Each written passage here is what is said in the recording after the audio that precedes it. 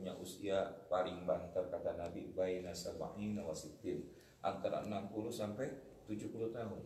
Kalau ada yang lebih daripada itu 80 tahun, 90 tahun atau mungkin bahkan paling lama 100 tahunan, maka sesungguhnya itu sudah berada dalam keadaan yang bisa jadi mengalami penurunan kesempurnaan fisiknya sebelum daripada usia-usia yang sebelumnya dalam keadaan prima.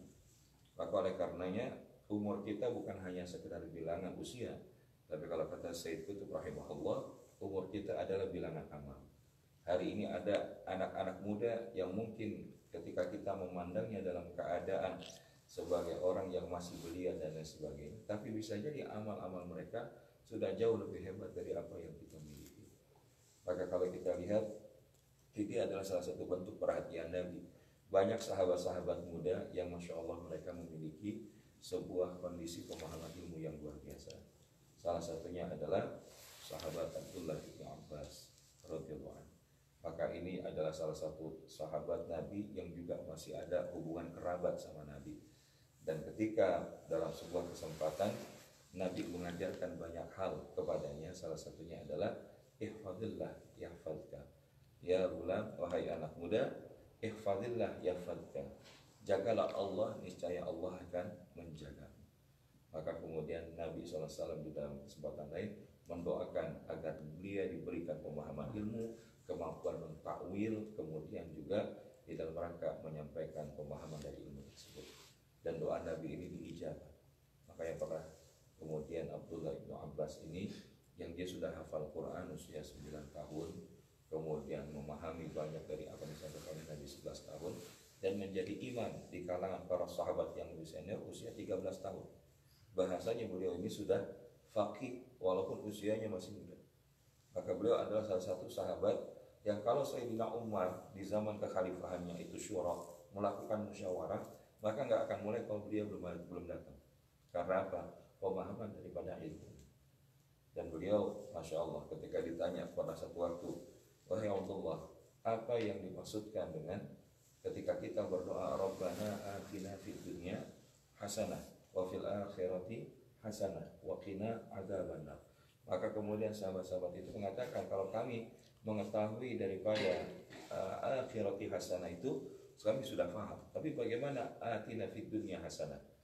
Maka kemudian beliau menjawab bahwa ketika seseorang diberikan kebaikan hidup di dunia, kalau ada beberapa hal padanya, yaitu apa? Yang pertama adalah qalbun syakira, yaitu hati yang senantiasa bersyukur. Kemudian al-azwajus salih atau salihah, punya pasangan yang soleh atau solehah. Kemudian al-auladul abrar, punya anak yang baik, yang berbakti, yang melakukan kesolehan-kesolehan. Kemudian adalah al-bi'atus salih, punya lingkungan yang baik, punya lingkungan yang saleh, punya tetangga yang memberikan nilai kebaikan antara satu dengan yang lain. Kemudian adalah al-malul halal, harta yang halal diperoleh dalam proses pencarian rezeki. Dan kemudian disebutkan tafaqquh fid din, dia juga faham terhadap agamanya.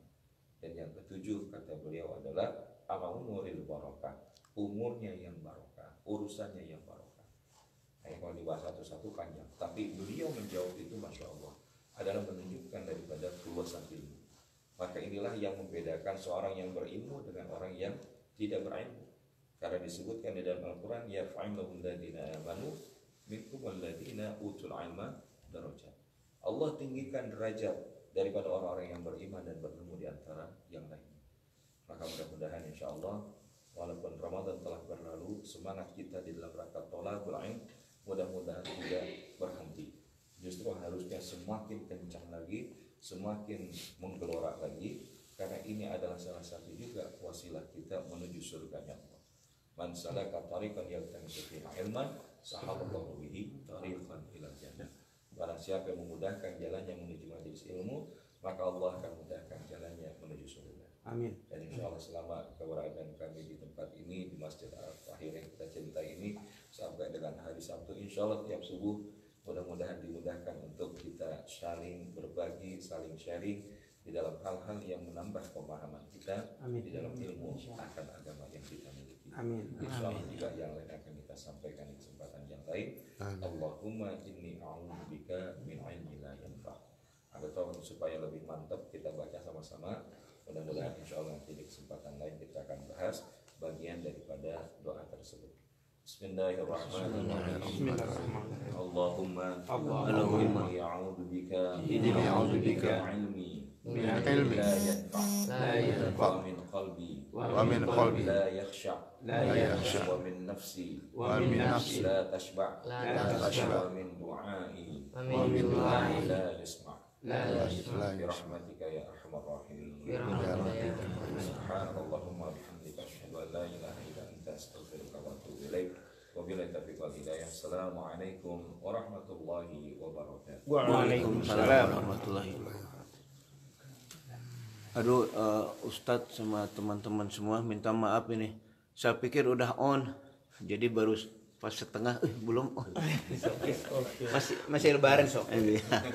Mohon maaf semua para pemirsa. Udah dimaafin live stream, maaf. Itu perlu sarapan dulu. Ya, minal aidin wal faizin, maaf. Saya pikir udah on tadi.